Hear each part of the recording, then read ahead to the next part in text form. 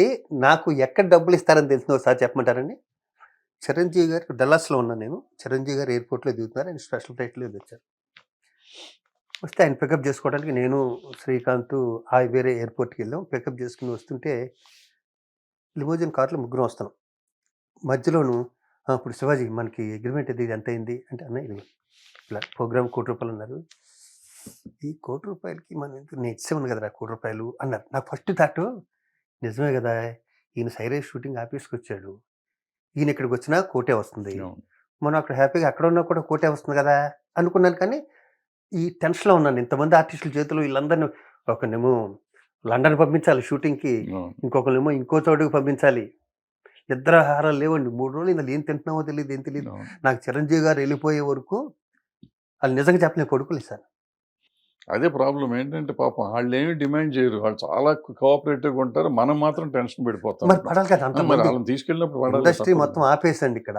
అవును. 10 మంది హీరోస్‌ని, హీరోయిన్స్‌ని తీసుకొని నేనెళ్ళి అమెరికా డల్లాస్‌లో కూర్చొని, ఇక్కడ ఇండస్ట్రీలో షూటింగ్ ఏం జరుగుతుందండి ఇక్కడ? 10 మందిలో ఐదుగురన్నా ఇక్కడ ప్రొడ్యూసర్లు ఆళ్ళు తిట్టుకుంటారు కదా నన్ను. అవును. నిజంగా చెప్తే ఆ రూ. 1,00,00,000 ఇస్తే కంఫర్ట్ అండి. ఈ షూటింగ్‌లు జరిగాయి. కానీ ఏదో ప్రోగ్రామ్ చేద్దాం. దీన్ని ఇన్స్‌పిరేషన్‌గా ఇంకోటి తీసుకుంటాను. రాగానే ప్రభాస్ దగ్గరికెళ్ళాం. ఆయన 2,00,00,000 ఇస్తా అన్నాడు. ఆయనే ఇచ్చేస్తా అన్నారు. ఇంకెందుకు ప్రోగ్రామ్ చేయడం ఎందుకు? ఆ 2,00,00,000 ఇచ్చేస్తాను మీకు ఎప్పుడు కావాలో చెప్పండి అన్నాడు. బ్లాంకు. ఈ 2 ఇలా అయితే చాలా ఈజీ కదండీ ఇలా అయితే కట్టడం. ఓన్లీ సోమ్ ఎంత అవుతుంది? 5, 6 కోట్లు అవుతుంది. అద్భుతంగా నేను కేరళ డిజైన్ ఏయించాను పైగా. ఓకే. ఓకే. కేఎల్ నారాయణ గారు లాంటి నంబర్ 1 కాంట్రాక్టర్ నేను ఫ్రీగా చేసి పెడతాను. మీరు డిజైన్‌లు అయి తెచ్చుకోండి. మిగతా ఏర్పాట్లన్నీ మీరు చేసుకొని నేను వస్తాను. నేను చూసుకుంటాను మొత్తం అంతా అన్నాడు. హ్మ్. నా ఉద్దేశంలో 7 ఎకరాలు అయిపోయింది. మధ్యలో అయిపోయేది పాపం. మీరన్నట్టు ఇందాక అన్నారే ఎవడుంటాడు మూవీ ఆర్టిస్ట్ స్టేషన్‌కి ఆఫీస్‌కి వచ్చి నిజంగా 2 బెడ్‌రూమ్ ఫ్లాట్ చాలండి అక్కడ. కానీ అది సిటీ సెంట్రల్‌లో ఉంటేనే బావుంటది ఎప్పుడు. అవును. ఊరవతల ఎక్కడికే రారు.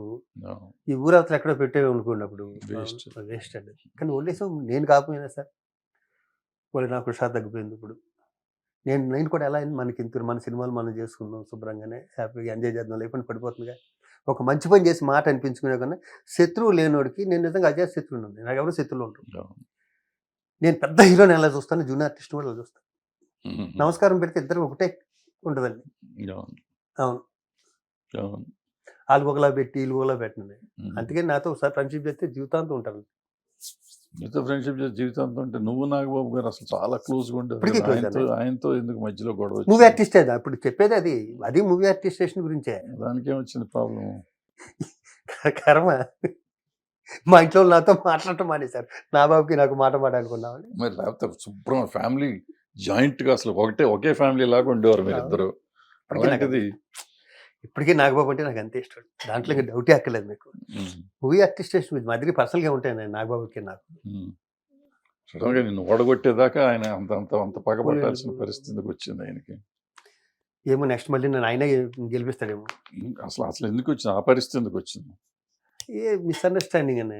మీ ఇద్దరికి ఉన్న అసలు అండర్‌స్టాండింగే ఎక్కువ కదా! చాలా అండర్‌స్టాండింగ్ ఎక్కువ. మరి ఎందుకొచ్చిందో నాకైతే గాడ్ ప్రామిస్‌గా తెలీదు.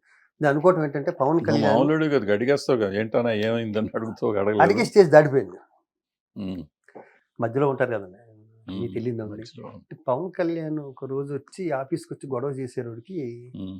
గొడవ చేసి నెక్స్ట్ నేను ప్రెసిడెంట్‌గా ఉన్నాను నేనన్నాడు. హ్మ్. మంచిదే కదా రెస్ట్ తీసుకుంటానన్నా. హ్మ్.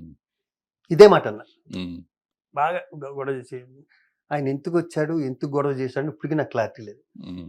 ఏదో కోపంతో వచ్చాడు. హ్మ్. ఫోన్ చేయి రాఘవేంద్ర గారు ఫోన్ చేయి, సురేష్ బాబుకి ఫోన్ చేయి. ఈ రెండే అన్నారు. ఇద్దరికీ ఫోన్ చేశాను. రాఘవేంద్ర గారు లేరు. సురేష్ బాబు గారు బెంగుళూరులో ఎక్కడో ఉన్నారు అని చెప్పాను తనతో. హ్మ్. అతని ఎమోషన్ చూస్తున్నాగా.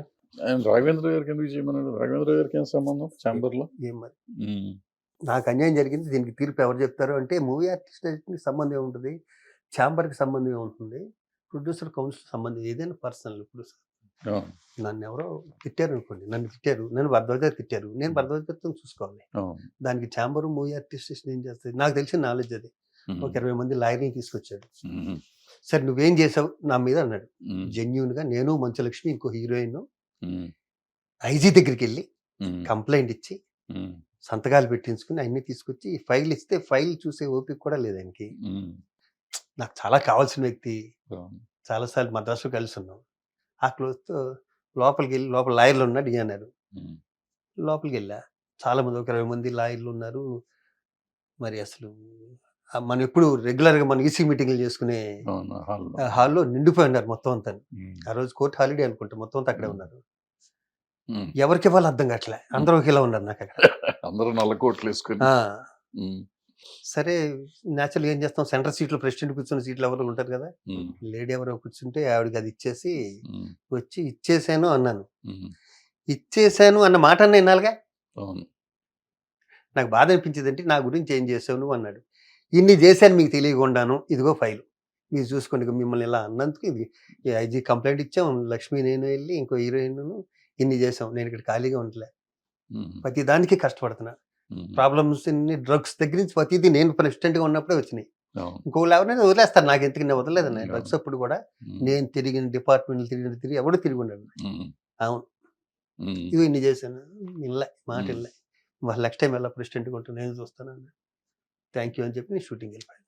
లాయర్లు ఏం చేశారు? ఊరికి ఆ ఫైల్ తీసుకుని వాళ్ళు ఏం ఈ చేశారు? తర్వాత అసలు ఏం జరిగిందో తెలియదు నాకు. మనకు తెలియదు. తర్వాత నాకు తెలిసింది ఏంటంటే, ఉమ్, ఇంకా నాగబాబు నేను ఇండస్ట్రీ అంతా తెలుసు, నా ఇద్దరు అంత క్లోజ్. మ్మ్. తర్వాత తెలిసింది ఏంటంటే, ఉమ్, ఇది కామెడీగానే తీసుకున్నాను, దీంట్లో ఏం మ్మ్.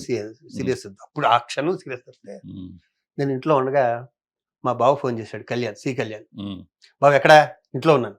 అది కాదు నాగబాబు, నువ్వు క్లోజ్ ఫ్రెండ్స్ కదా, నాగబాబు ఏంటి రాజశేఖర్ దగ్గరికి వెళ్ళిపోతున్నాడు అంటే, బాబా టెన్షన్లో ఉన్నావు, ఎల్లుండి ఎలక్షన్లో, ఉమ్, నువ్వు టెన్షన్ పెట్టగా నన్ను. నిజం బాబా, జోకి ఎంతకేస్తాను ఉమ్, అన్నాడు కళ్యాణ్. ఉమ్, ఇంటికి వెళ్తారులే నాగబాబు, నన్ను వదిలేసి ఎందుకు వెళ్తాడంటే చెప్పి, నరేష్ దగ్గరికిను రాజశేఖర్ గారి దగ్గరికిను అనుకున్నా.